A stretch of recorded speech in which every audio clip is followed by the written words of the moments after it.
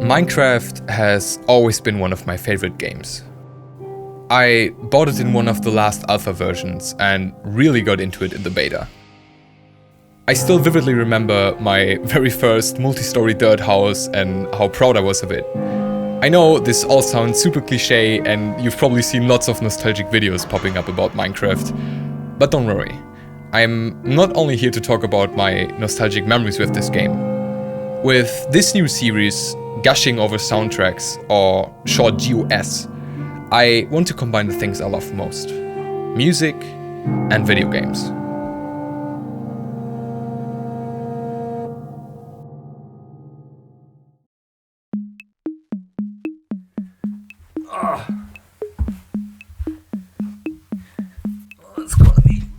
This series is a great opportunity for me to talk about my favorite games / soundtracks and just talk about how the soundtrack was made, how the soundtrack feels, what atmosphere it can create, how the soundtrack got implemented, and maybe how you, if you're a musician or composer or game developer yourself, can learn from that. I also want to try to create at least one kind of inspired piece of music and walk you through how I made that.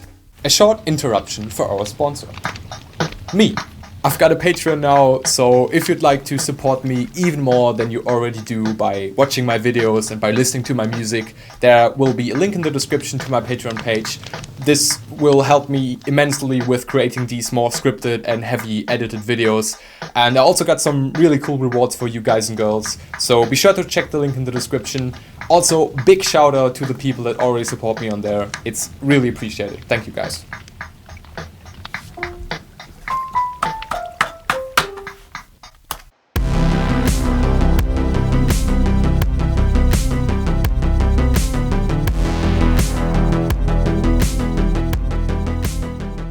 Nostalgia plays a huge role in our current society, and it's a big factor why so many people can appreciate the Minecraft soundtrack now. Don't get me wrong, the soundtrack is incredible, but nostalgia just has this kind of impact on us. It can remind us of our childhood, of our past, of friends and loved ones. This is the same with songs you used to listen to a lot back in the day. If you, for example, find your old MP3 player or Walkman or whatever, you're sure to be taken down a nostalgic ride back into the past. And this is basically the same with Minecraft. But this is a topic a lot of people have already covered, and I'd like to focus more on what's behind the soundtrack and how it got implemented, etc. But if you're interested in this kind of nostalgia stuff, there's a great video from Schlatt, which I will link in the video description, where he talks about how nostalgia can change our perception of things.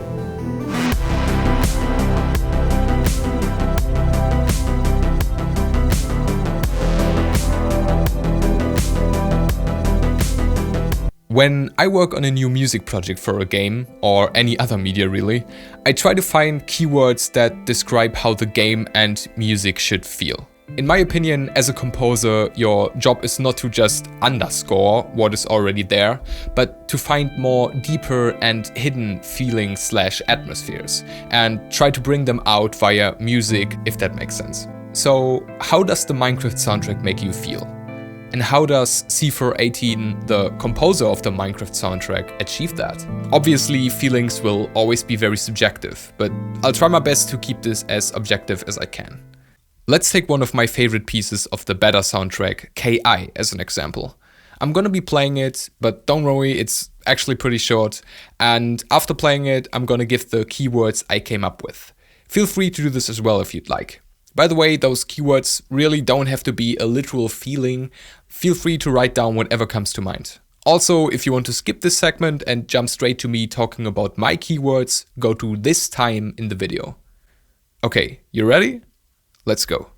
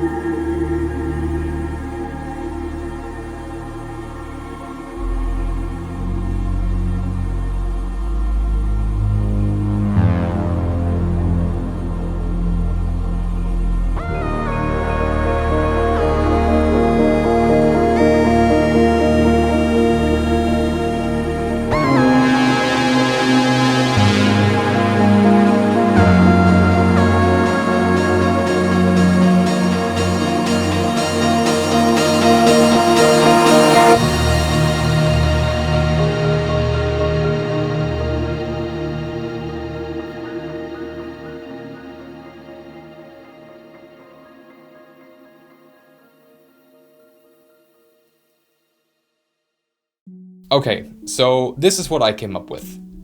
Solitude, spaciousness, a sense of wonder, a feeling of freedom, but also a bit of dread and uncertainty. And all of that within a span of 1 minute and 32 seconds. That's pretty damn cool.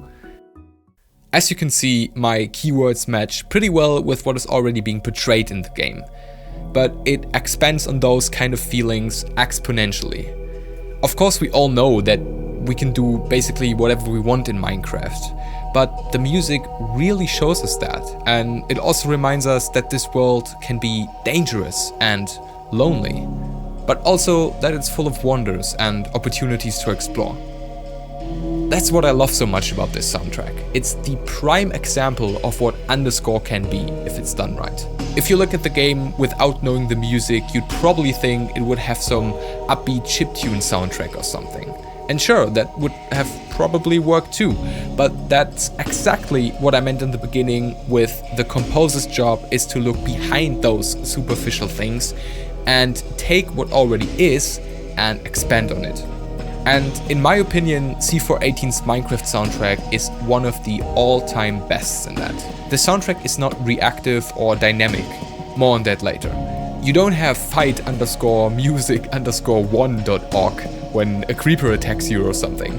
You just have this beautiful ambient music that shimmers in the background and reminds us of all the things this game can be and more. So how did C418 or Daniel Rosenfeld achieve this? First of all, let's get technical limitations out of the way.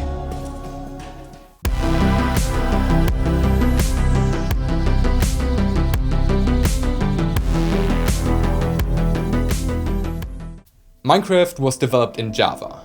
And not only is Java pretty limited in terms of developing a game, it is also really limited in terms of its sound implementation. Daniel actually explained in an interview that they couldn't really find a way to make dynamic or reactive music work in Minecraft. If you don't know what dynamic or reactive music is, I linked a great video from Jake Butnow in the description where he basically explains the whole concept of that. In the end, Java forced them to have the music playing randomly, because there was literally no way of knowing what the player was doing at this moment. So you couldn't really fit music to that.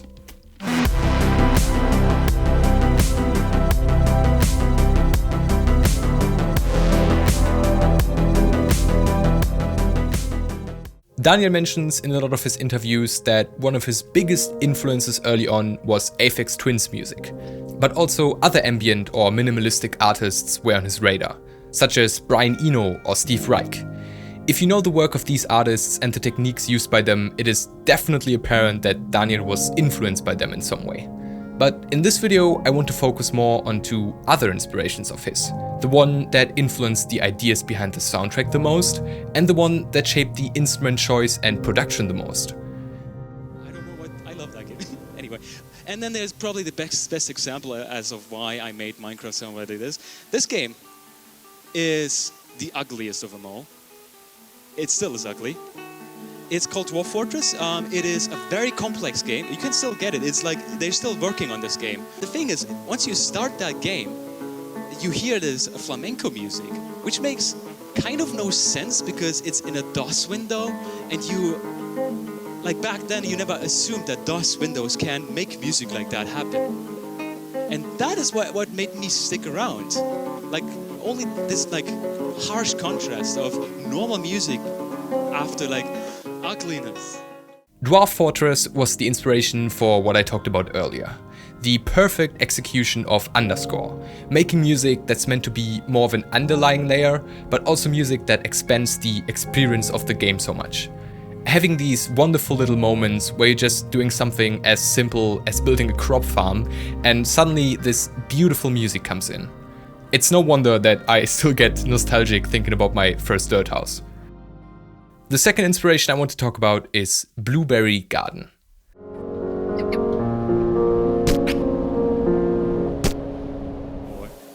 This is a game called Blueberry Garden by Eric Swedang. It won the It won the Seamus McNally Grand Prize at the IGF. It's a very simple game. You have to fly around and like collect things, but it has low quality piano recordings by some dude whose name I forgot. I don't think he makes music anymore, unfortunately. That guy recorded the music in low quality because that's the best equipment he had. But to me, that was amazing. Like, I like the idea of low quality music that is still good. And I kind of wanted to emulate that. Low quality music that is still good. First of all, that pretty much sums up my musical taste in one sentence, but it also gives an insight to how Daniel approached making the Minecraft soundtrack. A lot of the pianos in Minecraft are very similar to the ones used in Blueberry Garden. They sound like somebody's playing them at home, in a room, by themselves. And it makes them feel so much more intimate. But it also applies to the other parts of the instrumentation that aren't so quote-unquote low quality. A lot of it is very minimalistic, but definitely not simple.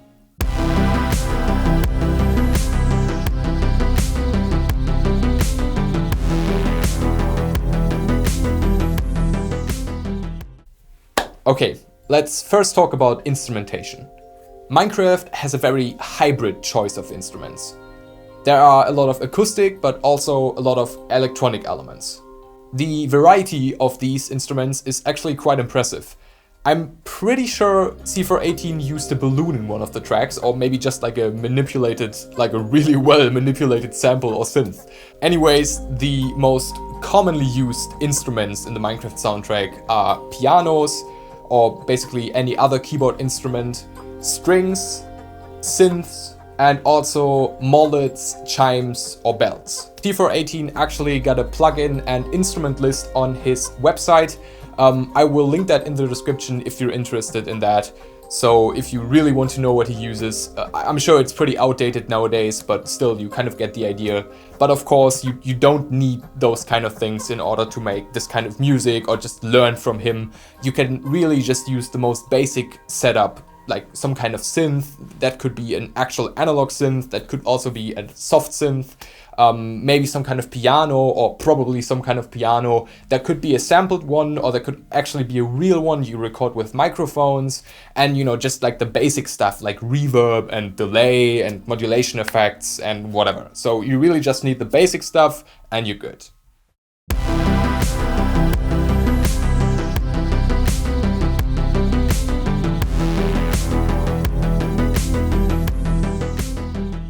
One of the key factors of the production and composition of Minecraft soundtrack is minimalism.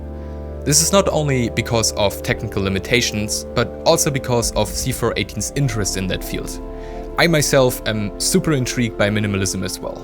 Even though it sounds easy, doing less is, in my opinion, way harder than doing more. Finding the right balance, not overloading things, is extremely difficult. As a creative, one tends to have the feeling that there's always more that needs to be added, that your work is never finished, you're never satisfied. Breaking those habits and chain of thoughts is a difficult endeavor, but one that can be incredibly rewarding for yourself and the listener. So when composing an inspired piece of music, you gotta start simple. I suggest coming up with a melody or chords, or maybe even both, on the piano first. In terms of music theory, a lot of C418's work seems to rely on ambiguous moods. He likes to change modes or keys, sometimes playing around with the Dorian mode, for example, or using scales like the pentatonic scale. Or play in such a way where you're not quite sure what the key center is, so not playing character tones of the scale, etc. Obviously, this is not always the case, but as a general rule of thumb, you want your music to be open and ambiguous. Most pieces don't have any or very limited percussion in them, apart from the music discs and in the beta soundtrack where more percussive elements get introduced. So generally speaking, the musical interest is created through the harmonic and melodic ideas. One musical technique Daniel uses a lot is leitmotif. Usually I build themes around the game itself, and I basically just repeat melodies, and oftentimes it doesn't really make sense. But people start to remember those songs more specifically, even just because they repeat it. So it kind of gets in their head more easily, even though there's no real reason that they repeat. And I think that works better for games than just the typical way of saying this is Lady Gaga and she has this theme. Mm-hmm.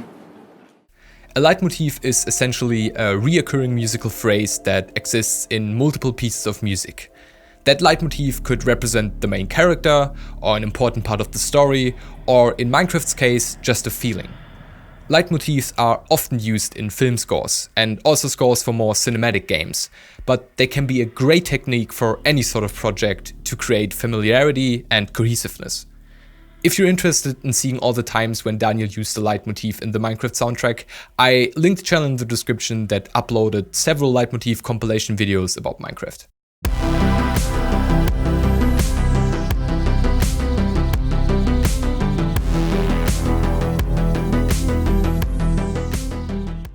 I came up with 4 different Minecraft-inspired pieces.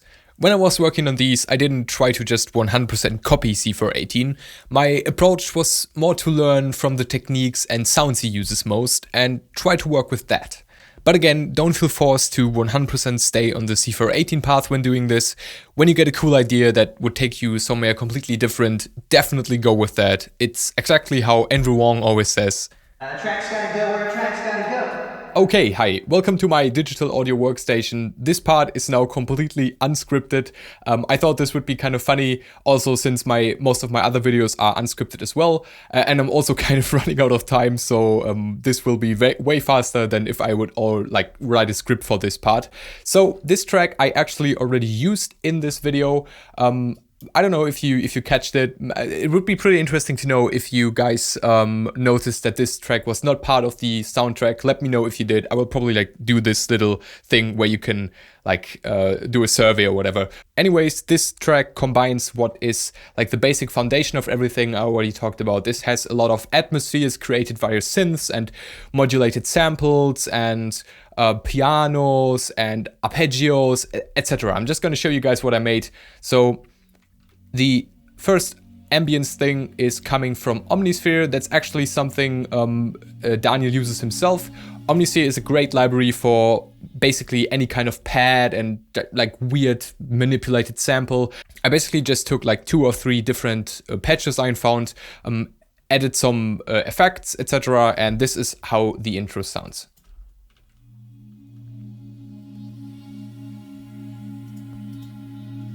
Also, these are the chords I'm playing. Very basic chords, nothing too crazy going on. And now we introduce another layer and the piano.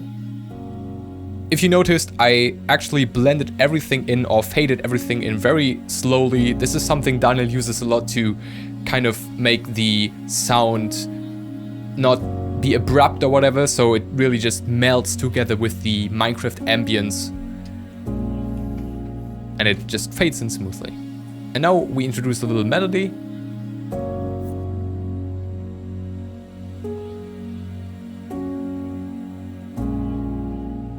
The piano, by the way, is the Noah piano from Native Instruments. A really great piano. And now we introduce something Daniel uses a lot as well, these kind of arpeggios.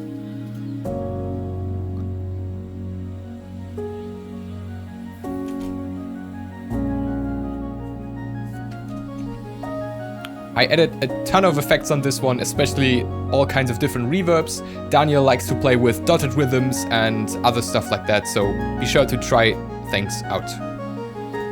So what I did, besides the obvious things of basically just repeating the harmony and adding some melody that is really sparse and doesn't do too much of a crazy thing, and of course, the arpeggio, which I already talked about, is I used a lot of modulations. At the end, for example, I modulated the tempo when there's the last kind of piano part playing, so it's a little bit more slower, a little bit more smoother. I also automated some of the effects and just faded things in. So it's pretty basic stuff, but very, very cool.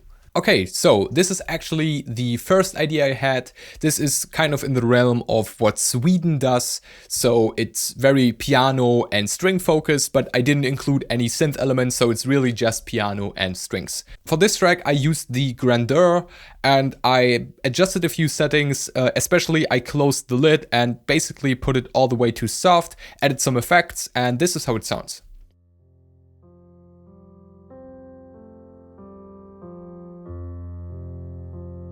These are also pretty simple chords, and I'm just slowly arpeggiating through them, kind of more like a riff kind of thing.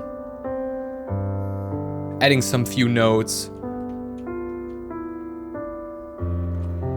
But being careful not to add too much that kind of takes away the attention.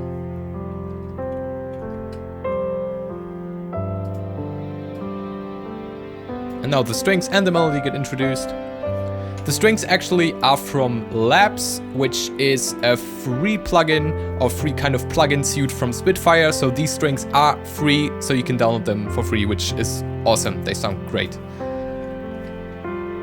And yeah, this basically just repeats. I add a few things, I add some stuff at the end. But again, if you want to listen to the full song, you definitely can. I just don't want to bore you guys who are not too interested in that. So this is the final track I want to show you guys. This will also be the one that will be playing in the outro, so I won't be showing too much. I just want to kind of talk about how I made this. This is also the track where the kind of Andrew Wong, let the music go where it wants to go thing really is true, because it started out being a very like typical kind of Minecraft piece, but then it kind of evolved more into something more faster and something that kind of blends in with what I do with my Rosentwig project. But it also reminds me of the music Daniel made for the Minecraft documentary, which you should definitely check out. By the way, all of C418's music is incredible, so if you only have checked his Minecraft music yet, you should totally check out his newer albums and basically everything he does. It's really awesome. Anyways, without further ado, this is the track. This one starts out with a nice ambient layer as well, slowly faded in. This piano is the 8-Dio upright piano, which is in my opinion a highly underrated piano. It really lets you play around with mic settings, and yeah, that's kind of, I think, in my opinion, what differentiates the Minecraft pianos from a lot of other pianos. As I talked about earlier, they really sound like they're in a living room, for example. So you can either like maybe use a convolution reverb or actually get like a sampled piano where you have options over the mic settings, or maybe just record your own piano. But since I don't have a piano, this is the best I can do.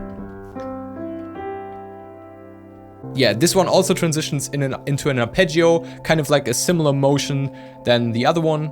This is also a mini Moog, the Mini V from Arturia.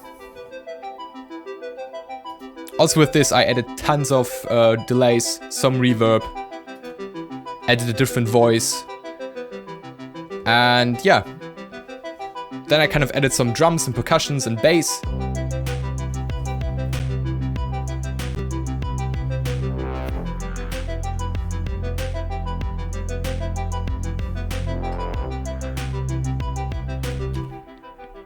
But yeah, this is about it. I'm not 100% sure how long I should keep those kind of behind the scenes case study things in the next iteration of this kind of video of like gushing over soundtracks. So please let me know if I should maybe do an extra video for that part where I go really in depth, if I should like do a very scripted version, or if I should just do it the way I did it today. Anyways, I hope you guys enjoyed it, and I will now leave you to the outro. Minecraft soundtrack can teach us a lot about minimalism and mood. It doesn't matter if you just like music or create music or video games, there is a ton to learn from this game and its soundtrack. I personally think that Minecraft's ambient underscore approach to the soundtrack is highly underrated. Sure, dynamic music is absolutely awesome, but I think going back to the basics sometimes can yield some incredible results, and Minecraft is just the prime example for that. I really hope you guys and girls learned something from this video, or maybe just found it interesting. I plan on doing a lot more of these types of videos, plus some other stuff that doesn't take me as long, because these videos take me really long actually, but I really enjoy them. If you like the music I made in this video, feel free to check out my other composing work stuff, or maybe even my electronic music project Rosentwig. I'm currently working on an album for that, so that's definitely something to look forward to. Other than that, all my links will definitely be in the description. Thank you very much for watching this video.